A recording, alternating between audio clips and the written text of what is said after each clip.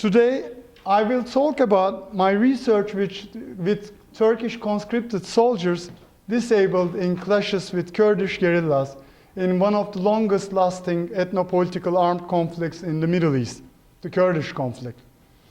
Based on 2 years of multi-sided fieldwork in Turkey, my broader work explores Turkish veterans' experiences and memories of warfare, welfare, disability, and urban poverty, and analyzes the ways in which these embodied memories and experiences are hardened into political identity and collective action.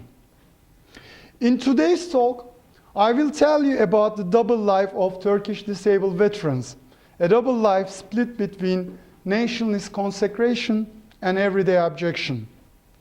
Disabled veterans have been sanctified in Turkish nationalist discourse as sacrificial heroes, Ghazis, while also grappling with socioeconomic marginalization, corporal stigma, and emasculation anxieties in their everyday lives. Against the backdrop of this tension-ridden double life, disabled veterans organizations have championed a reactionary agenda around the issues of democratization and minority rights, becoming the key actors of an ultranationalist campaign against Turkey's pending European Union membership. Now, I'm not going to be talking about their political protests per se, but I would be happy to answer your questions in the Q&A section about the particular forms of protest that they have undertaken after I show some slides about their protests. This talk is based on 24 months of fieldwork with disabled veterans in Istanbul and Ankara, the largest two cities and respectively the cultural and official capitals of Turkey. Focal locations of my research were disabled veterans organizations, which served both as support and advocacy organizations and hubs of activism. I also carried out participant observation in diverse settings like military hospitals, coffee houses, martyrs' cemeteries, demonstrations, and commemorations. I conducted interviews with military physicians, nurses, social workers, journalists, and disability activists, and also collected 35 life histories from disabled veterans from diverse backgrounds to gain insights into the subjective experience of disability. Finally, I analyzed print and visual media material, memoirs, law codes, and literary works in order to understand the broader sociocultural environment that impinged on my informants' lives. In my talk, I'll present you a historical and ethnographic view of the double life of disabled veterans through the lens of gender. I will examine the tensions between the nationalist construction of the disabled veteran figure and veterans' embodied experiences as lower-class disabled men. Situating disabled veteran bodies at the intersection of institutional practices of the state, nationalist discourses, and cultural formations of gendered normativity, I will explore the structures of feeling that drive disabled veterans' political activism in contemporary Turkey. I shall start where it all started for my informants, compulsory military service.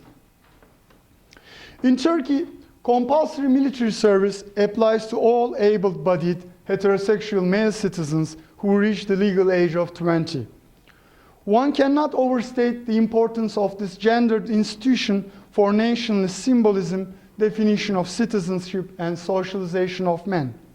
Leaving women, openly gay men, and the disabled outside, compulsory military service draws the contours of both hegemonic masculinity and national horizontal comradeship. These pictures are from the one-day honorary military service ceremony, which the military introduced in the recent years to provide the families with disabled children to feel the joy of seeing their children in military uniforms. So it's a gesture of inclusion, right? Even the intellectually disabled citizens can become a part of the national community if for a day. And here you can see the henna smeared in the symbolic soldiers and indicating that he has been imbued with a sacrificial quality. And I can talk about the issue of sacrifice in detail if you have questions in the Q&A section. So the deeply rooted social significance of military service in Turkey can be easily seen by looking at the practical sanctions that apply to those who have not undertaken their service. One important restriction concerns formal full-time employment.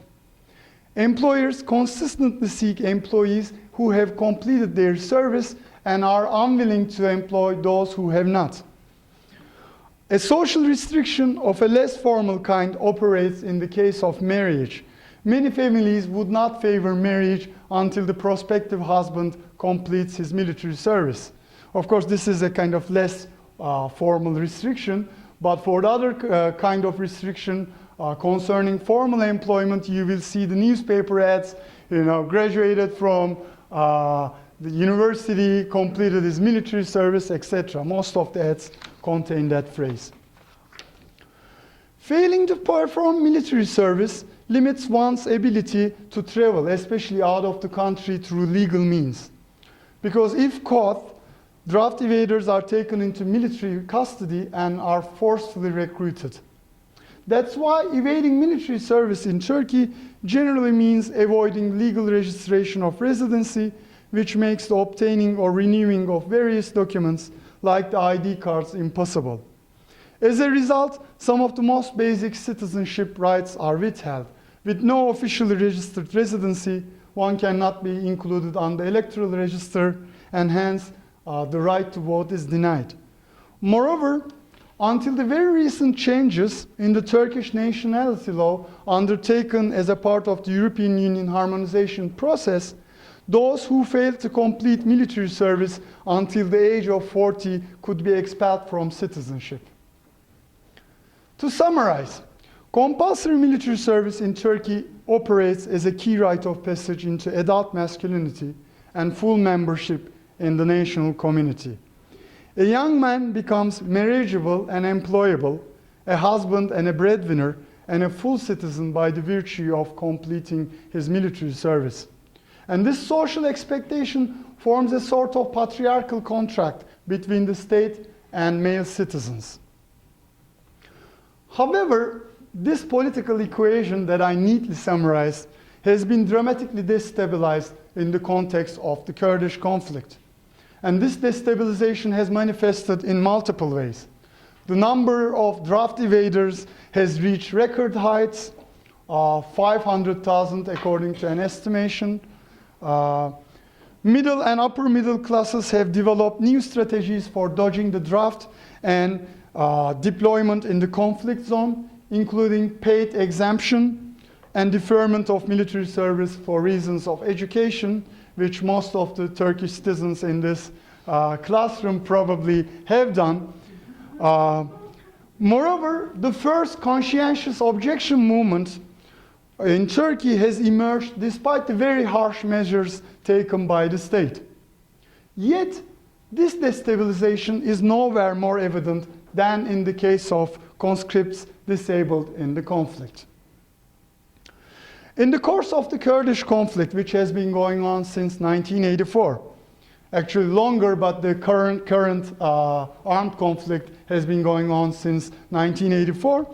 And in the course of this conflict, more than 3 million conscripted soldiers have been deployed against Kurdish guerrillas. Although official numbers are not disclosed, tens of thousands of soldiers have been injured, and more than 10,000 of them became permanently physically disabled.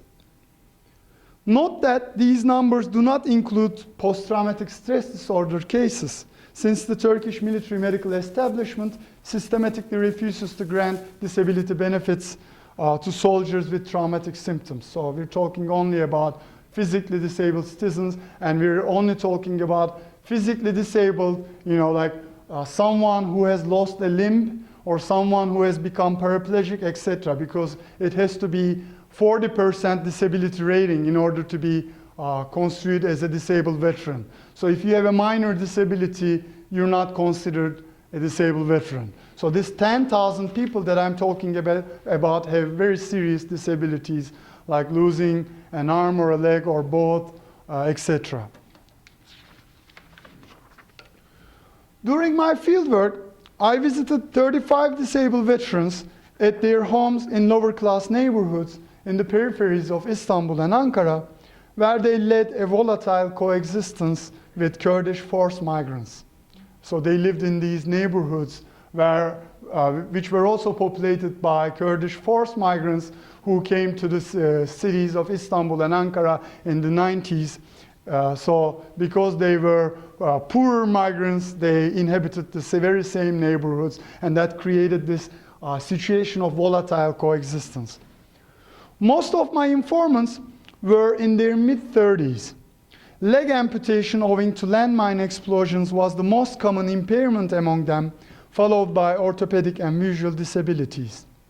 These injuries had radically changed my informants' lives after military service.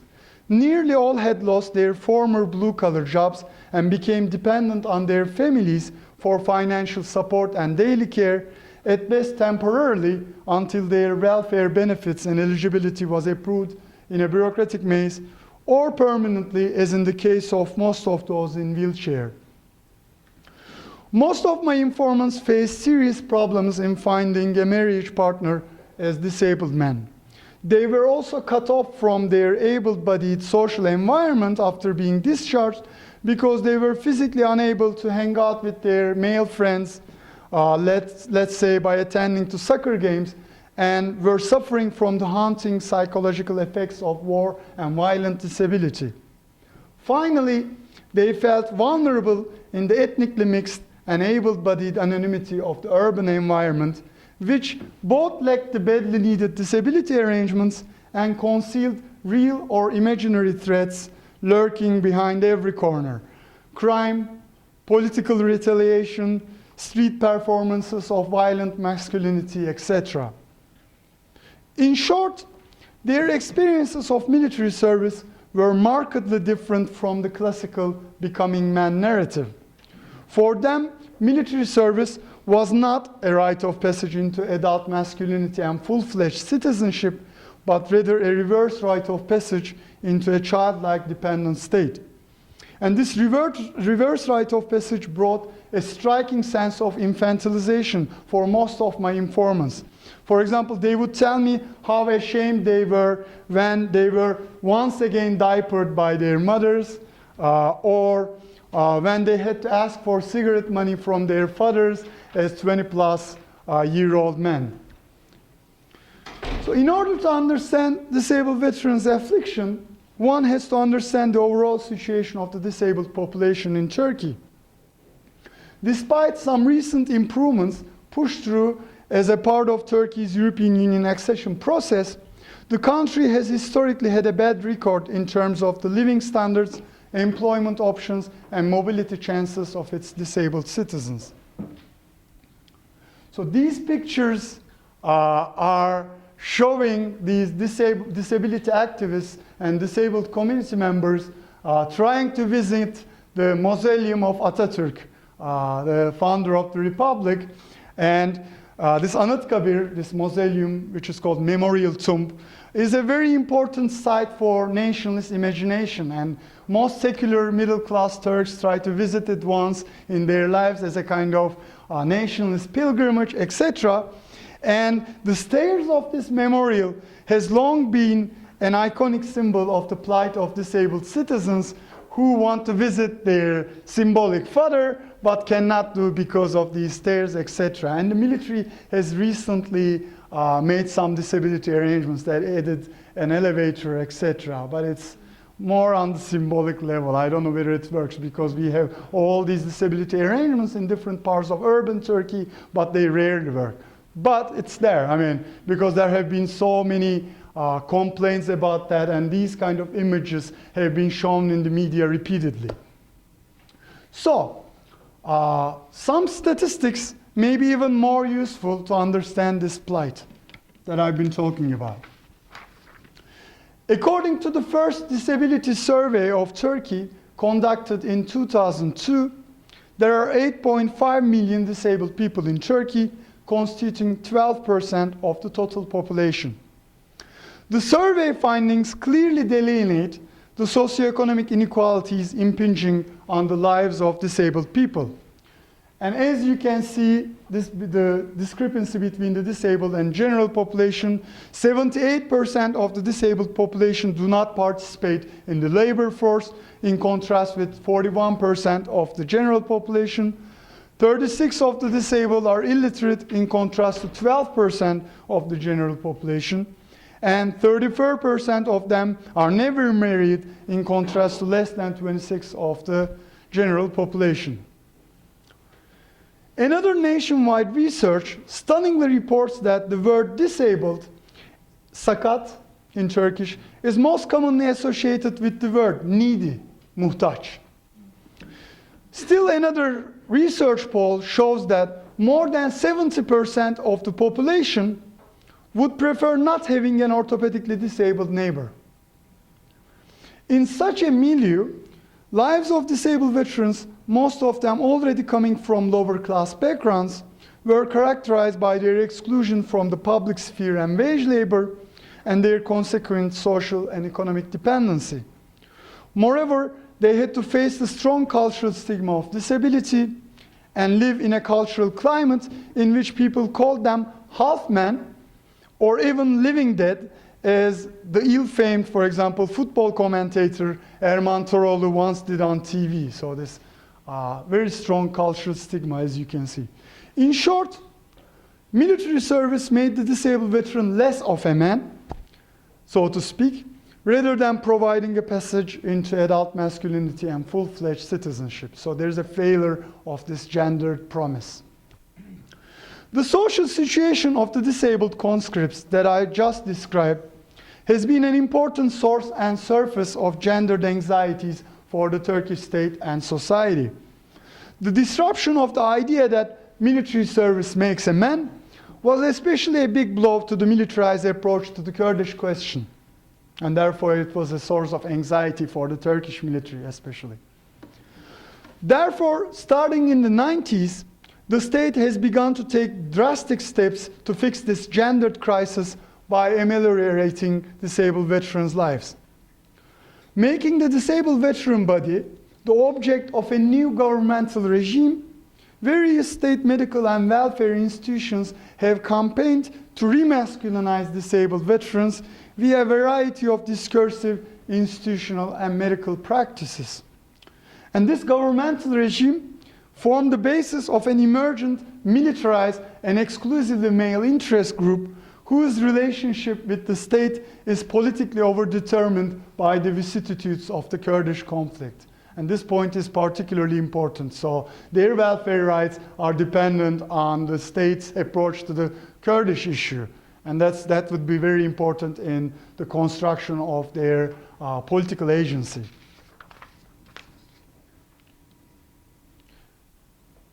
An important aspect of this new governmental regime was the introduction of a bunch of welfare rights and entitlements. And here you see some of the most important of these welfare rights and entitlements.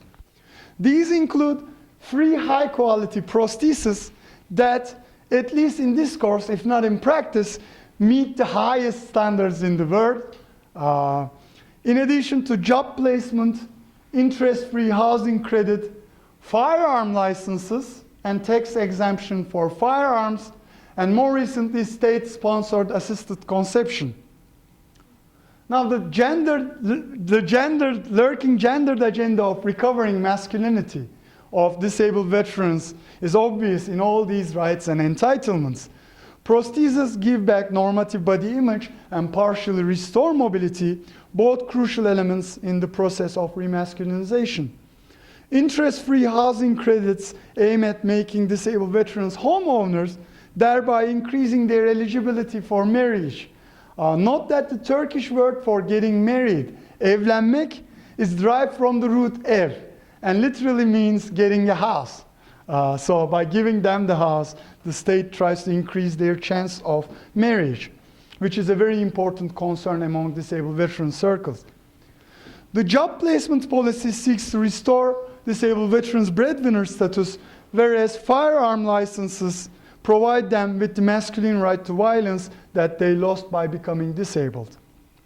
Finally, state-sponsored in vitro fertilization helps paraplegic veterans become fathers, completing the life cycle of hegemonic masculinity.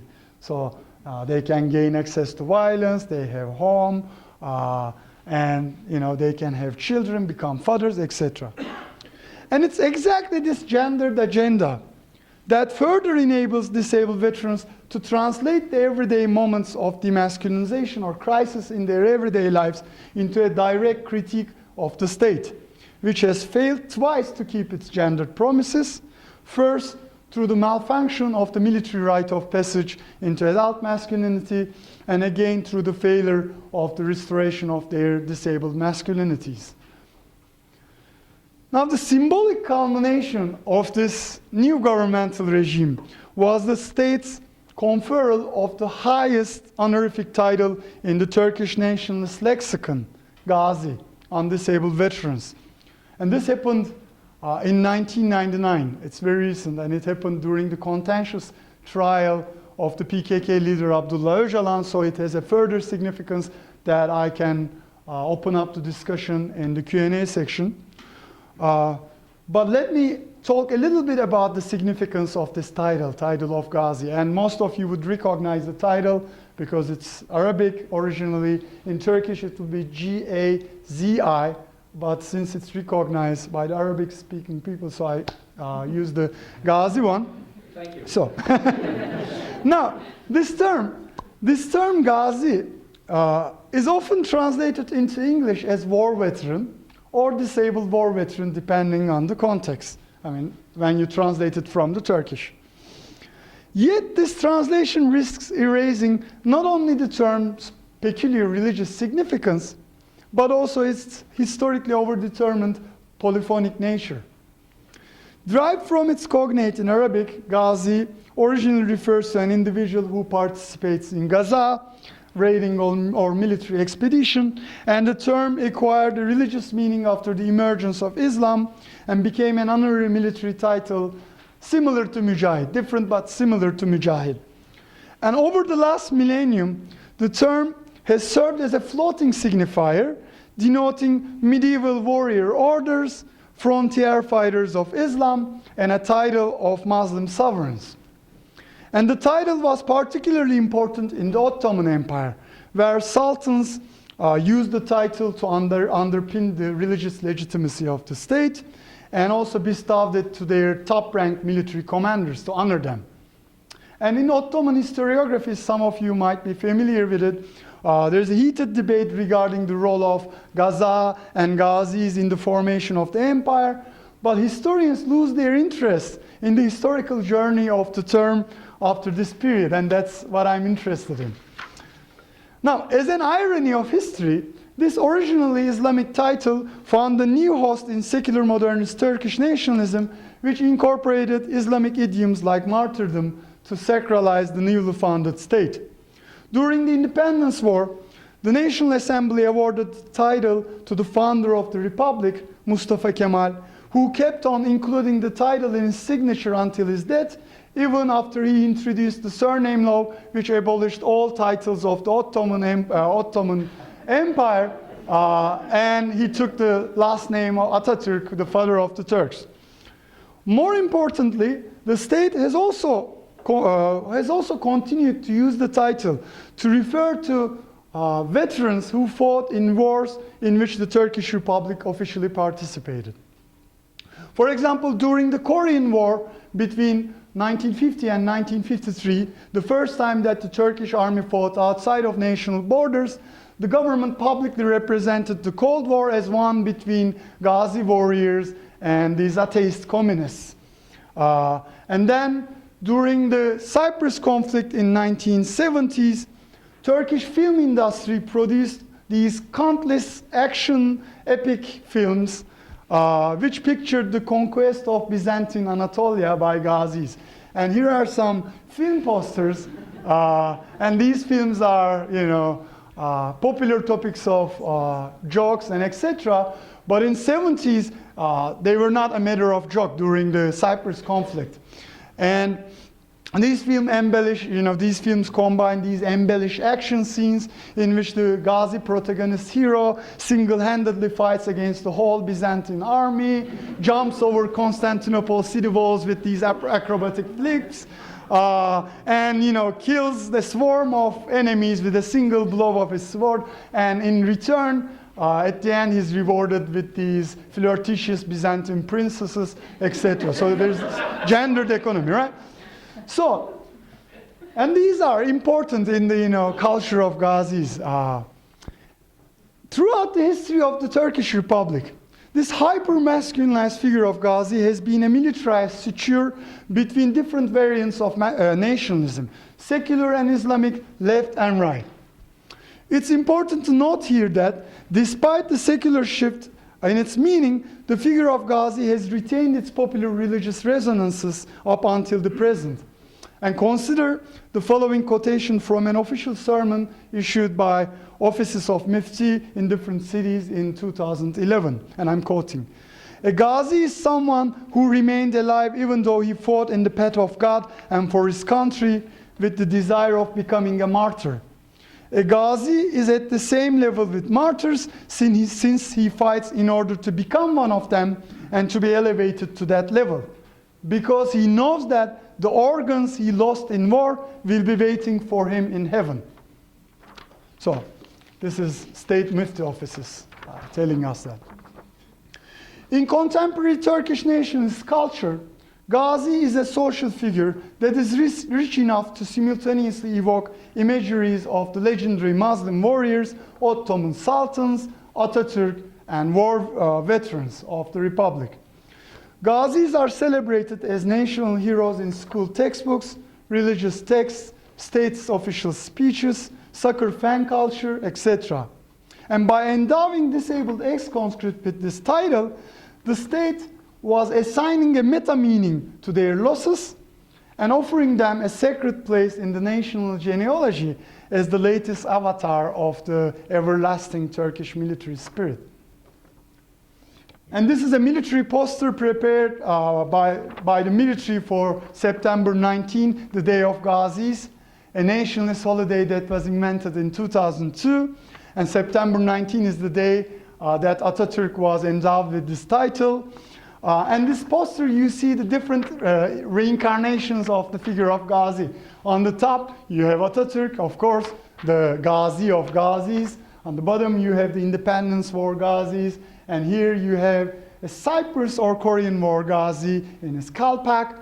And here you have a recent Ghazi of the Kurdish conflict. And note that while others are standing up and even running, he is the only one in the wheelchair. Because in the context of the Kurdish conflict, you can only become a Ghazi by becoming disabled. The others will not get any other status. They are just ordinary conscripted soldiers who did their military service. And I'm going to talk about the implications of that. In the official announcement of the law that made disabled veterans Ghazis, it stated, "Those who sacrifice their bodies for the perpetuity of the state cannot merely be called disabled," and added, "This title will give our disabled sons the necessary spiritual satisfaction and honorable place in the society." In other words, the state aimed to compensate for disabled veterans' losses by granting them this hyper-masculinized title. And indeed, this worked to a certain extent. The title of Ghazi allowed disabled veterans to project themselves socially, emotionally, and politically as sacrificial heroes, distinct and separate from ordinary disabled people. One of the most popular mottos of disabled veterans organizations is, "We are not disabled but Ghazis," and this slogan attempts to disengage disabled veterans from the socially stigmatized disabled population. And this slogan has become such a constitutive trope for the self-identity of disabled veterans that most disabled veterans deem the adjective disabled, the use of this adjective disabled in the public, an explicit insult and non-recognition of their political status as Ghazis. Yet it's easy to discern the paradoxical nature of this identity reflected in the oxymoronic nature of the statement, we're not disabled but Ghazis. Within the context of the Kurdish conflict, as I mentioned, one can only become a Ghazi by the virtue of getting disabled. Yet, for disabled veterans, it's precisely this title that separates them from the ordinary disabled population. Most disabled veterans, regardless of how secular they are, deal with this paradox by explaining their disabilities in terms of the realization of divine will, reflecting the popular religious understanding of Gazi as a chosen subject of God whose place in heaven is reserved alongside prophets and saints. For example, I'm quoting from one of my informants. This could have happened in civilian life, after a car accident, for example. God willed that I reach this honor by becoming disabled in military service, end quote. And in so doing, disabled veterans re-signify their disabilities as a sort of stigmata that should not be confused with morphologically similar disabilities. In their everyday lives, disabled veterans relentlessly seek to dissociate themselves from the larger disabled community, both individually and collectively, even when they share the same problems and welfare demands. Of course, this situation is not totally unique to Turkey, because disabled rights movements globally share the concern of patrolling the boundaries between civilian and veterans assistance. However, these boundaries are extraordinarily rigid in Turkey, where the social stigma of disability and the ideological weight of the Gazi title are both very powerful. For example, when I asked an informant of mine who lost both eyes in a landmine explosion why he stopped attending the Blind Association where he learned how to use the Braille alphabet and the walking stick, his answer was, "They're just blind people. I have nothing in common with them." So it's that radical. It can become grotesque indeed. It should be underlined that disability activists also respect these boundaries. For instance, the internet portal of the Turkish Association for the Disabled, archiving the media coverage of disability issues, leaves out the news on disabled veterans. In the rare instances when these boundaries are breached, disabled veterans react really furiously, and such a case occurred in 2007 during my fieldwork when a monthly magazine, Tempo, attempted to photograph disabled veteran bodies as a part of its disability advocacy campaign, but they were intimidated by the inimical reaction of disabled veterans associations, and the magazine abandoned the project. And furthermore, when I was at the association, the editor of the magazine called personally to apologize. However, outside the realms of nationalist politics and media representation, disabled veterans hardly have the means to maintain their distance with ordinary disabled people. They are heroes in state symbolism, but in their everyday lives, they're often treated just like any other lower-class disabled men. Most of my informants are employed as low-skilled blue-collar workers at state institutions thanks to the state's paternalist job placement policies. And at work, whenever they are assigned jobs that they interpret as dirty or defiling, they complain to their contacts at associations who try to pull strings by contacting military officials or government officials. Indeed, the Ministry of Interior and the current Prime Minister Recep Tayyip Erdogan himself issued several decrees to prevent Gazi's assignment to such dirty jobs that were deemed incompatible with Gazi honor. However, no matter how hard they try, disabled veterans eventually face with the stigma of disability, which defiles their sanctified bodies. And the paradigmatic example of this defilement is people's confusion of disabled veterans with street beggars, as strikingly illustrated in the following quote, and I'm quoting from one of my informants. "I went to this bakery to buy pastries in the morning. Since I couldn't climb the stairs with my wheelchair, I asked the shopkeeper for help. 'Hey, brother, can you help me?' The shopkeeper turned towards me, and as soon as he saw me in my wheelchair, he said, 'Sorry, I haven't made the first sale of the day, so I don't have any change right now, but I can offer you a free pastry instead.'" The street beggar is still the most readily available public image for a lower class disabled male body in urban Turkey. The disabled beggar figure reflects a context where the social and built environment deeply hinders disabled people from education, employment, marriage, and political participation, reducing them to subjects of charity. And this figure constantly haunts disabled veterans, evoking deep anxieties about the meaning and worth of their bodily losses. I first realized this when I and one of my informants, Erdem, missing his left arm, came across a street beggar at the very exit of a disabled veterans association. The begging young man also missed his left arm, and he was presenting his thumb for the voyeuristic gaze of the walkers, so that he would evoke pity and they would give him money, etc. But the encounter of these two corporally similar, yet symbolically so set apart bodies made my informant Erdem noticeably bitter. And the next day, when I went to the Disabled Veterans Association, I found him feverishly narrating the encounter, trying to convince others to take action to remove beggars from the street. And to be honest, I never saw any beggars in front of Disabled Veterans Association after that particular incident. Ironically, the state's efforts to extricate disabled veterans from this stereotype, this beggar stereotype, by granting them supplementary welfare benefits always backfires. In these poor neighborhoods that they live in, welfare benefits they receive are always subject to gossip and envy. I quote from one of my informants. I was having tea with a neighbor. His cousin started saying things like, "Oh, I'm also ready to give up my leg if the state will take such good care of me." As if I'm a beggar.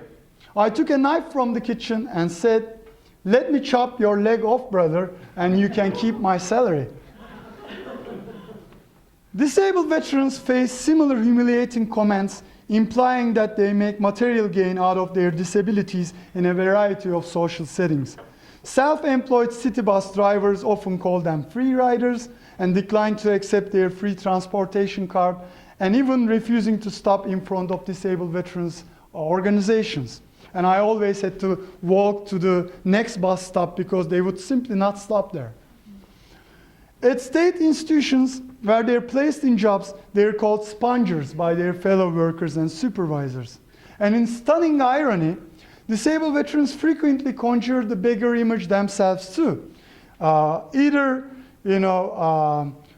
blaming competing activist groups for being beggars, in other words, for asking material assistance from the state, or by comparing their salaries with beggar handouts. So, Turkish disabled veterans lead a double life in the textures of their everyday lives.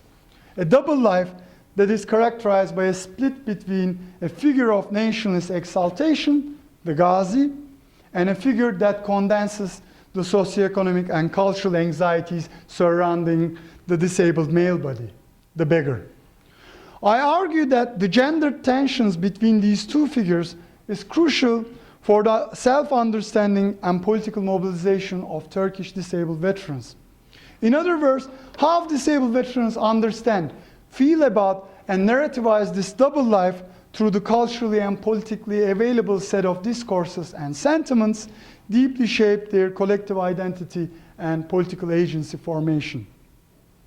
It's enough to spend a couple of hours in a disabled veterans association to realize how, in their eyes, this double life signifies a betrayal of the state, which has failed to keep its gendered promises for these young men. Ultranationalism cashes in on this feeling of betrayal by linking gendered and class disability problems of disabled veterans back to the question of the state. In the ultranationalist discourse, which is hegemonic among disabled veterans, these everyday problems are nothing but a symptom of the weakness of the state, which cannot even take care of its most loyal subjects and provide them a life compatible with Gazi honor, as indicated in the law.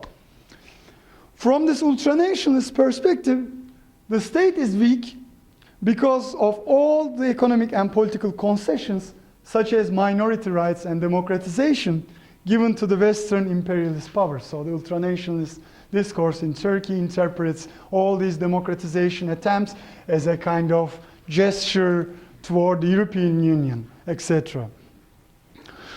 This conspiratorial structure of feeling, which links disabled veterans' arduous quest for recovering their masculinity to the ultranationalist agenda of restoring state sovereignty, constitutes the key to understanding disabled veterans' political agency. Ultranationalist discourse can resonate so strongly among disabled veterans because it provides the only vantage point from which they can criticize the state without challenging the militarized Gazi hero narrative.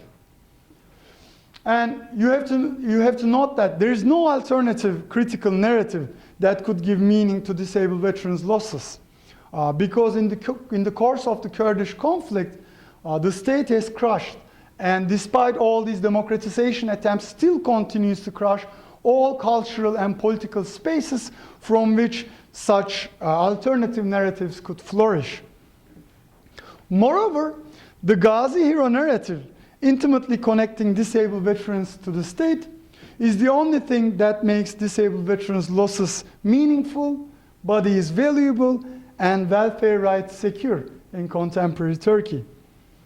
Disabled veterans are acutely aware that in the context of Turkey's European Union accession process, this narrative is losing its currency as the Turkish political system goes through a multicultural calibration and the government tries to initiate peaceful negotiations to solve the Kurdish problem.